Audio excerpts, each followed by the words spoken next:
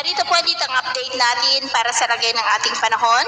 Ngayong hapon po ng October 18, 2023 na kung saan sa ngayon ay nananatili po na wala tayong binabantayan na anumang sama ng panahon sa loob at labas ng ating area of responsibility na maaari po na makaapekto dito sa ating bansa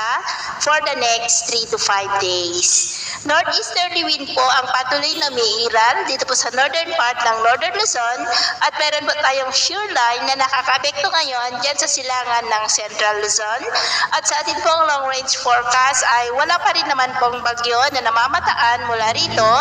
na tatawid po sa ating bansa hanggang sa matapos po ang buwan na ito. At sa lagay ng ating panahon ngayon ay generally fair weather po sa malaking bahagi ng ating bansa, lalong-lalo na dyan sa may Kabisayaan.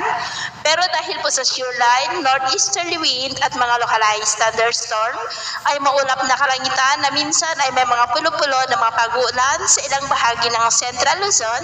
Calabarzon, ilang bahagi ng Mimaropa, Bicol Region, Ilocos Region, Cordillera, ilang bahagi ng Cagayan Valley, Zamboanga Peninsula, Northern Mindanao, Caraga at ilang bahagi po ng Davao Region at Sorsogon, maging po dyan sa may southern part ng Negros na posible po na magtuloy-tuloy ang mga isolated rains pero sa ilang mga lugar na lamang po mamayang gabi, pero mag-ingat pa rin po tayo dahil posible pa rin ang mga banta po ng mga pagbaha at pagguho ng lupa.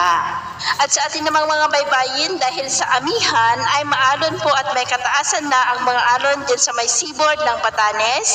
Babuyan Island, Santa Ana, Cagayan, silangang baybayin ng Northern Luzon na ang mga alon po ay posibleng aabot hanggang po sa 1.9